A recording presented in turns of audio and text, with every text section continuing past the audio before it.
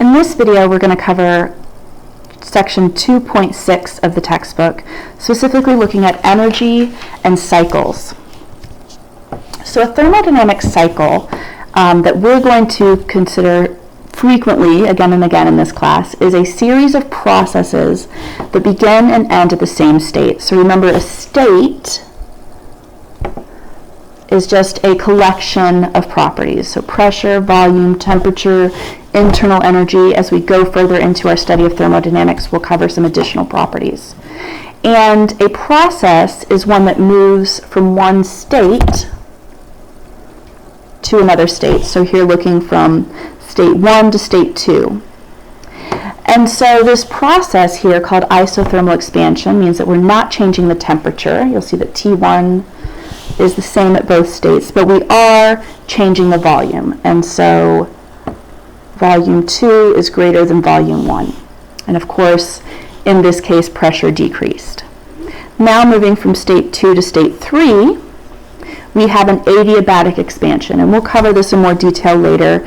Adiabatic means that there's no change in heat going to or coming from the system. Then we have an isothermal compression from state 3 to state 4. And then finally an adiabatic compression from state 4 to state 1. And this is a very famous thermodynamic cycle called the Carnot cycle. And we'll cover it later. At this point, what I want you to realize is this what a thermodynamic cycle is.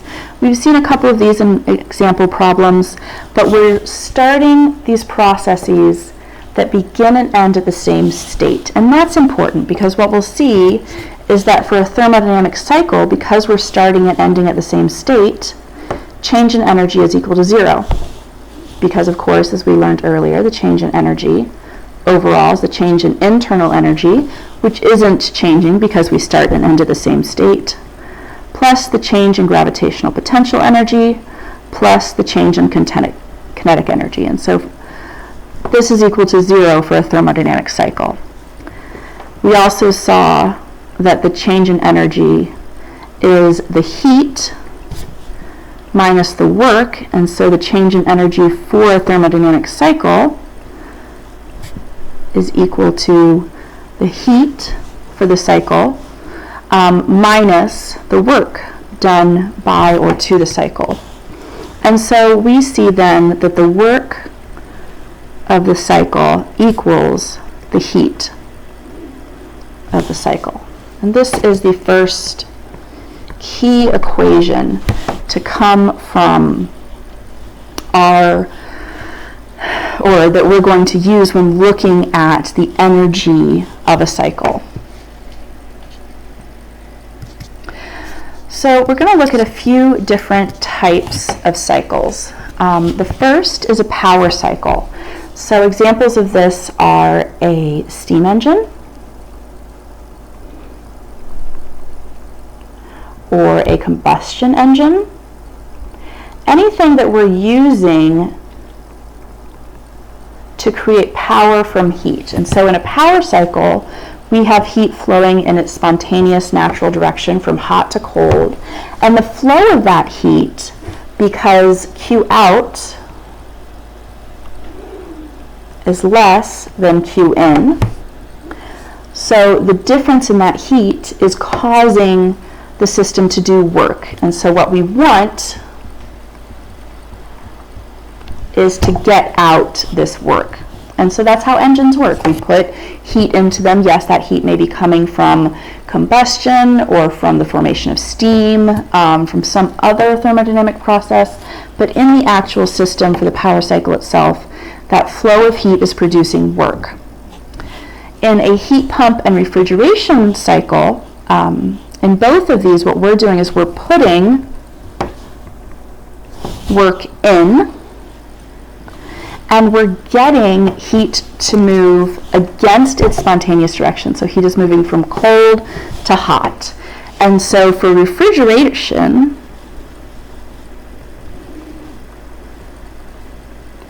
we're really interested in the cold reservoir. So we're trying to get heat to flow out of the inner cold chamber of a refrigerator out to the rest of the world, and we're putting work in to make that happen.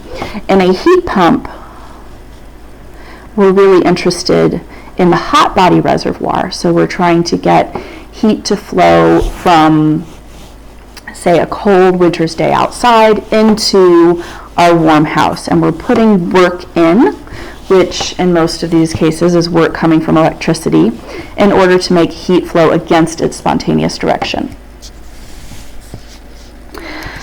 And for each of these types of cycles, we're very interested in their efficiency, or as we call it with a refrigeration or heat pump cycle, the coefficient of performance. And that's basically how much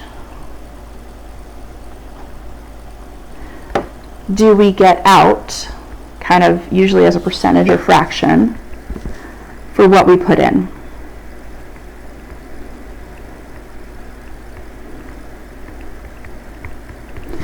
And we're going to look at several mathematical equations for calculating the efficiency or coefficient of performance. And they basically all take the form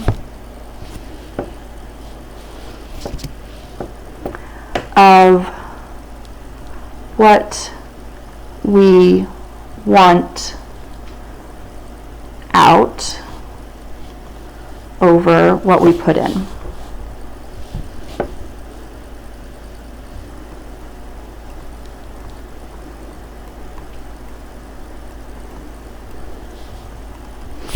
And so for a power cycle, the thermal efficiency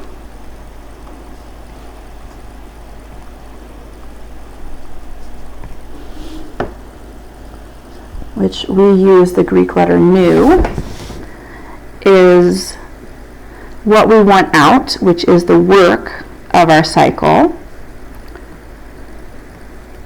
divided by what we put in, which was the heat in. Since the work of the cycle is the difference in Q,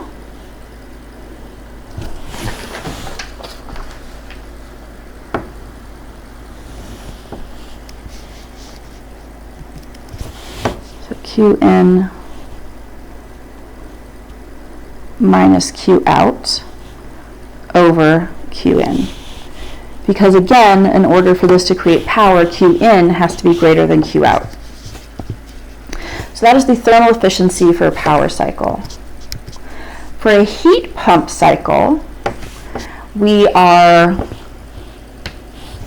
interested in knowing how much heat we're getting out for the amount of work we're putting in. And so for a heat pump cycle, what we call the coefficient of performance, we're going to use the Greek letter gamma for that, is the heat out, Q out, divided by the work of the cycle,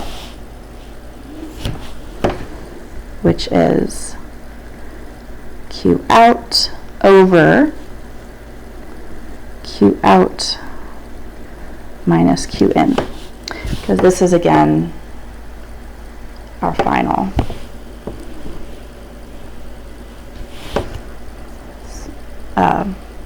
end, where we're ending up. And so that's our coefficient of performance for a heat pump cycle. For a refrigeration cycle, we also are looking to calculate the coefficient of performance.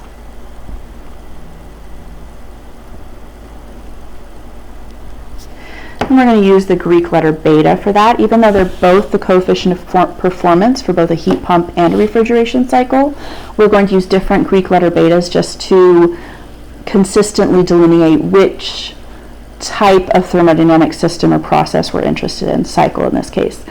Because for a refrigeration cycle, we are interested in how much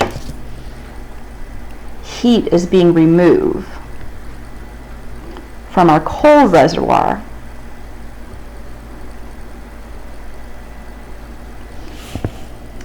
for for the amount of work we put in. So beta is Q in now over the work of the cycle, which of course is Q in divided by Q out minus Q in. Because since we're putting work into the system, Q out is going to be greater than Q in. And so those are our three different types of thermodynamic cycles we're going to look into in more detail. And most of the systems or cycles that we work with in this class are going to be one of these three types of cycles. And we're going to look at how we can use work to control the heat flow or use the flow of heat to create work.